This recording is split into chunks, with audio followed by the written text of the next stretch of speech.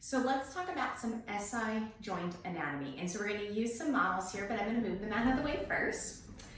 And so what the SI joint is it is the sacral iliac joint. And so the sacrum is, if we're looking at the back of the body here, so back here, the sacrum is the lower part of your spine, okay? It's 5 bones that have been fused together to become one bone. And so that is called your sacrum. And then above that is your lumbar spine or your low back. So a lot of people think of this as the tailbone. The tailbone's actually this little point here, but the sacrum is this sort of triangle bone in the back. So that's the S part of the SI joint. The I part is the ilium, and we actually have 2 iliums. So the first ilium, or one of the iliums, is this pelvis bone right here.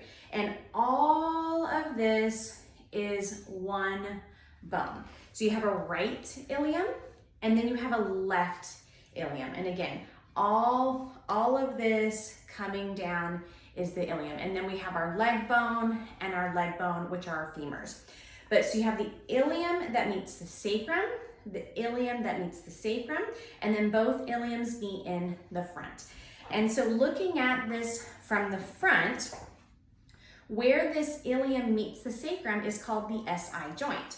And where this ilium meets the sacrum is the SI joint as well. So you have a right SI joint and a left SI joint. And if we look at it from the back, it's gonna look a little bit different. But still, you're going to have, so we've turned this body around, so this is the left side. So we have our left SI joint where that ilium meets the sacrum, and then our right SI joint where the ilium meets the sacrum here.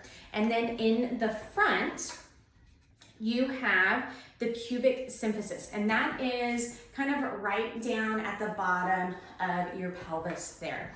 And those bones meet here. So when you have hypermobility, when you have pregnancy with all those pregnancy hormones, that allows these joints to sort of shift and move a little bit. And so we can use activities, muscles, exercises to make sort of the bottom of the pelvis open up. We can do things that kind of make the top open up. We can sometimes do things where we get sort of the one ilium kind of shifting up on its own, and then the other side shifting up as well. And then we can also do activities like walking where we're getting a rotation effect. So one side is kind of shifting forward and one side is shifting forward. So there's different movements that happen in these joints that are necessary for daily life, but with hypermobility in pregnancy, this can be a little bit more exaggerated because of the natural laxity in the body. So one of the common places that a lot of clients complain of SI joint pain is right where that SI joint is, so where the ilium meets the pelvis. And so on our body visually is going to be on the back, and some people have like little dimples in their back here, and so it's typically a one-sided dimple pain. Again, I don't have those dimples, you might not either, but kind of sort of around there. It's kind of, if I'm kind of grabbing my underwear there, it's kind of right at that sort of underwear line. It's not in the center because that's not where that joint is. It's going to be on one side or the other. So that's typically what we will feel and see when we're having that SI joint pain. So we can have a lot of SI joint pain when we're doing asymmetrical activities. Now, we shouldn't have this pain, but when you do have too much motion in this pelvis with hypermobility or pregnancy, that can happen. And so basically, asymmetrical meaning that if you are standing on one leg or kind of popping your hip out to the side, that's putting more pressure on one leg, which is going to cause more pressure onto one side of your pelvis, but not the other. And if we're not having good core stability here, then we're not going to stabilize this pelvis very well. And so those asymmetrical movements really can increase that SI joint pain. Also crossing your legs, whether it's at your ankles or up at the knee. And then if you like to sit kind of cockeyed, like maybe with your legs up in something called like a Cleopatra position, all of that can actually increase your SI joint pain and your pelvis pain. So I want to next talk about some of the muscles that attach to the SI joint and the pelvis. And so we're looking at this from the front. Again, we have our spine here, pelvis, or that ilium, and then the ilium on this side, and then the sacrum is going to be here. From the back, we have a little bit more just like muscles, connective tissue, ligaments, things like that. So it's a little bit hard to see, which is why I have different models. But that sacrum is going to be underneath kind of all of this ligamentous tissue here. So looking at this from the back, so on our ilium here, we have a muscle that's called the quadratus lumborum.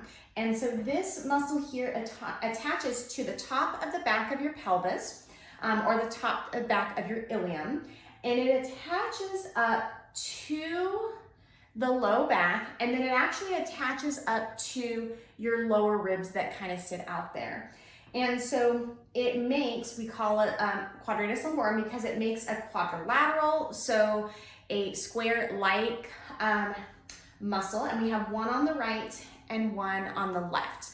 And so those muscles tend to overactivate and pull. And so this can actually, if they're pulling asymmetrically, they can actually pull your pelvis out of alignment and cause issues. So this is one of the areas that I always like to work on with my clients to kind of loosen up those tight muscles there because of how they may influence the SI joint movement and the pelvis movement there. So also looking at the back, we have some right deep kind of glute muscles here, so that right back pocket. And we have a few muscles, we'll look at a little bit more of them in our other model as well.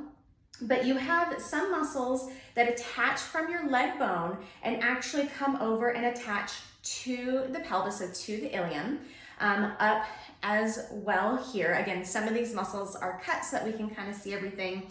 And then you have some that are attaching to sort of the lower part of your ilium and your pelvis here.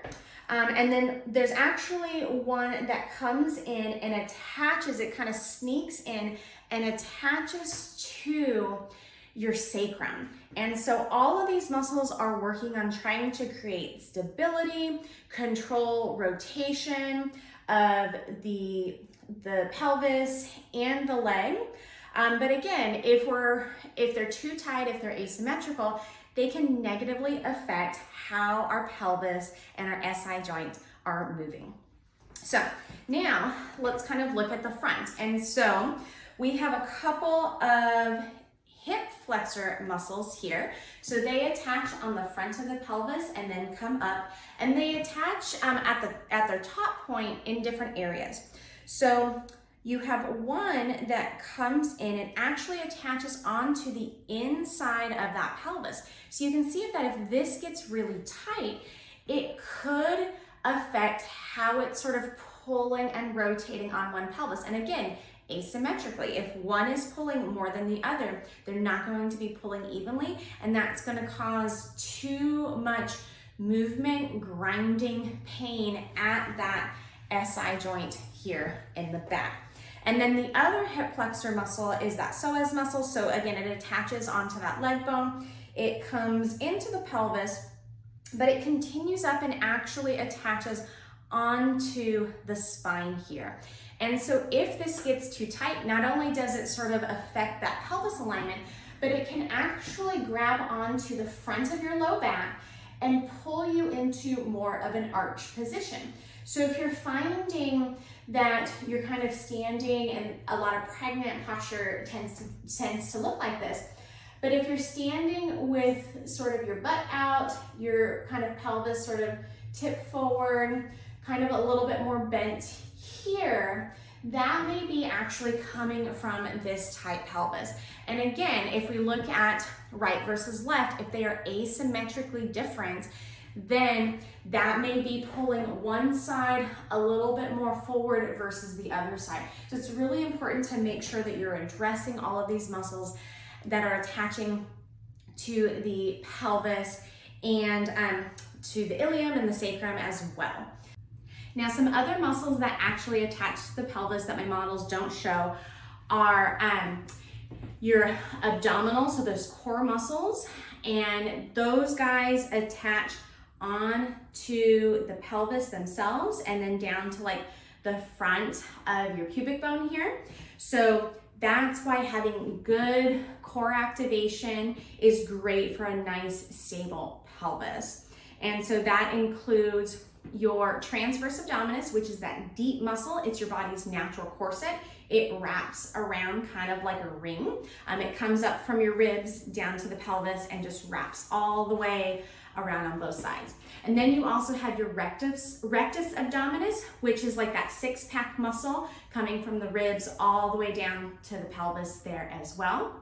And then you have your internal obliques and your external obliques. So those are the muscles that kind of cross, sort of coming down here and then crossing up this way.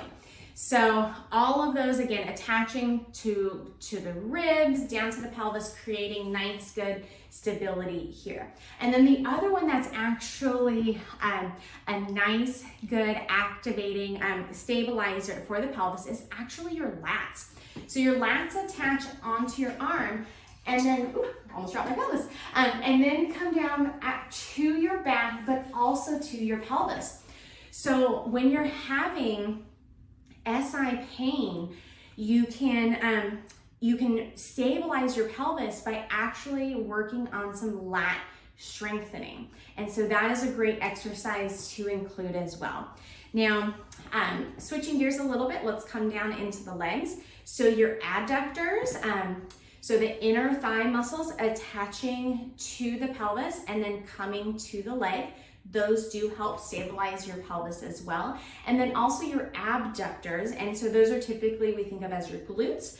There's other ones that participate, but those are going to sort of attach on the outside of the pelvis here and then coming down to the leg. And again, we looked at sort of those deep glute muscles earlier, but we have those bigger ones as well that my model didn't show. So we've got the adductors with 2 Ds and the abductors with a B and a D. So those guys help stabilize sort of from the bottom up and creating nice, good stability to that pelvis. So great things to work on when you're working on improving pelvis stability, SI joint stability, and improving that pain as well. So we also can't forget about the quads and the hamstrings and how they attach to the pelvis.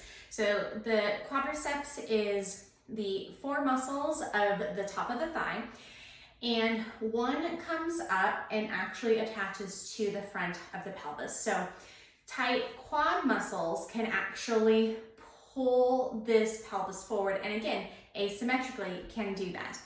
And then the hamstrings, those guys are on the back of the thigh, and those actually come up from the leg and attach to the bottom part of this pelvis. And this we kind of call like your sit bone. So when you're sitting down, this is actually sort of what is touching. But that is where the hamstring attaches into. And so a tight hamstring can actually keep your pelvis tucked under because it's trying to bring the point from where it attaches and then to the thigh closer together. So some people can sort of struggle with coming upright. Their knees may want to stay a little bit bent. If they've got those tight hamstrings that are pulling that pelvis under. So making sure that you have, good balance between strength and flexibility in your hamstrings and quads are a very important thing for a nice, strong, and stable pelvis and SI joint. So we've already gone over some of the muscles that attach from the spine and the ribs to the pelvis, and some of the muscles that attach from the leg to the pelvis or the SI joint. And so let's now look at the pelvic floor muscles. And so if we look at this from the top, so kind of literally looking from the head down, if we're gonna tip this just a little bit, we've got all of these muscles in here that are your pelvic floor muscles. And so you can see that they are directly attaching to that ilium, and then they're coming over and attaching to our kind of the inside of the sacrum here. And again, I've talked a lot about asymmetrical pulling, but if asymmetrically you have one side that's tugging more than the other, it can pull on, this case here, it may actually be pulling on your sacrum and be tugging that sacrum sort of over to the other side because maybe you're having too much tightness on one side of your pelvic floor here. And so that is definitely going to affect, if we're causing this sacrum, that triangle bone, your tailbone to sort of shift, that's going to affect how it lines up with those ilium bones, and it may cause, this model doesn't move too much, but it may cause a little bit of like a rotation effect, a pulling effect. It may cause things to sort of flare out or flare in. So it can definitely affect how things align. So there are a couple of those muscles that attach from the leg into kind of the pelvis area. And we do consider them hip muscles, but also they are pelvic floor muscles because they come in and create and attach to the pelvis and are right with those pelvic floor muscles. So it's kind of interesting that we have, they kind of have two jobs. They have hip activities, and they also have pelvic floor activities as well. And that is very normal for muscles to have two jobs like that. So you can definitely see how these pelvic floor muscles would, can pull, can have tightness, all of that, and affect your SI joint. So there's definitely lots of exercises, stretches, activities to do to improve all of these muscles that are attaching to the pelvis. The other things that can be beneficial are those pelvic floor wands, the vaginal wands, and then the pelvic floor dilators. And so let's take a peek at those. So let's talk about pelvic floor dilators as well as the vaginal wand. And so the vaginal wand here, the one that I have, is through Intimate Rose, and I like it. It's silicone base. It's got a nice curve. It's got a nice handle for when you're inserting into the vagina, but basically it is like a trigger point cane. And so mine that I use externally for some of my muscles, like on my shoulders, is I have a Theracane. And so this allows me to apply muscles or apply pressure to these tight muscles and such. But the vaginal wand is basically the same thing. You're inserting it into the vagina, and this allows you, changing my models here, by inserting it into the vagina, this actually allows you to hit and apply gentle pressure to these muscles to get them to release, much like you would use a Theracane or a trigger point release cane on your external muscles. And you do not have to use this with crazy amounts of pressure. It can actually be very gentle because we don't want to cause these muscles to be stressed, feeling like they're being harmed. So this is actually a gentle process. And some of the wands, this one here, their purple one, is just a basic one. Their blue and green has a vibration effect, and vibration actually calms down the nerves and helps relax some of the muscles, getting them out of a spasm. And then currently they also have one that's that has like temperature with it. So I think it allows you, I don't have that one, but I think it allows you to warm it up or like freeze it and cool it. So again, heat can allow things to relax. And if you have some swelling, the cold can kind of help with swelling as you are working with your vaginal wand. So these are really good, highly recommend. If you do use or if you purchase the vibration one, the cool thing is that you don't have to use the vibration all the time. Much like, vibrator, it has a button that you turn on. So if you don't want to use the vibration, you just don't turn it on. It's a few dollars more, but I think, personally, I think it's worth it just having that option. So we've got the pelvic wand here to come internally and release these muscles through the vagina here.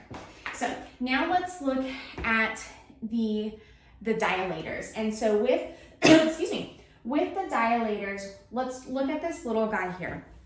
And so these work on just kind of like a penetration, and you can do your pelvic floor breathing, diaphragmatic breathing with these.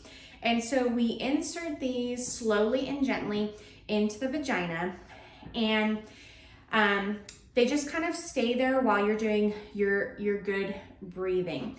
And I want you to notice that there's small one with the regular tampon that I have here. It's, I don't know if you can see this, but it's actually just a tiny bit smaller than the tampon. So if you are struggling with things like tampon insertion, finger insertion, this very small dilator is a great option for you to start off with.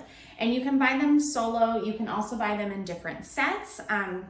The smaller sets, the larger sets, kind of a medium set, or all of them together. So it just depends on what your goals are.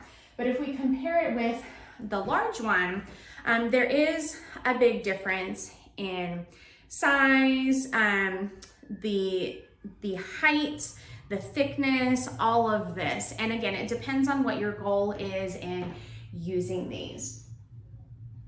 So these are, the dilators are a great tool. They're not meant to really go in and stretch. It's actually about allowing your body to relax, to allow the penetration to happen. A lot of times with penetration, and that can be, again, with tampons, it can be with medical appointments, with fingers, with toys, with intercourse, your body may tighten up and restrict whatever's happening to enter. And this is just good practice for you to breathe and relax and sort of remind your body that these activities, these tools are not causing you harm. It's okay, you can calm down. So they're great tools to have. I use them myself. Had surgery not too long ago, and as soon as I was cleared to allow vaginal penetration, I went back to my tools, and lo and behold, I had to drop a size in my dilator, all of those things, and really, work on that progression. So really good tools for you guys. I'll include a couple of affiliate links in the comments so you can check those out. But I'd highly recommend looking at these Intimate Rose products. I really like them. Again, they're silicone based. They have a special like lube that you use that is, it's free of like chemicals and dyes and perfumes, which is great because we don't want to actually have that enter our vagina. So it's great, and it's great for the silicone material as well. So I highly recommend that you guys look into these because again, if we're having that pelvic floor tightness inside, the wands and the dilators can actually help release this so that that sacrum is not going to be tugged to the side. So I hope you found all of this helpful. I'm excited to share it with you. I know there's a lot of information, a lot of models. Please reach out if you have any questions. I'd love to explain anything that you have.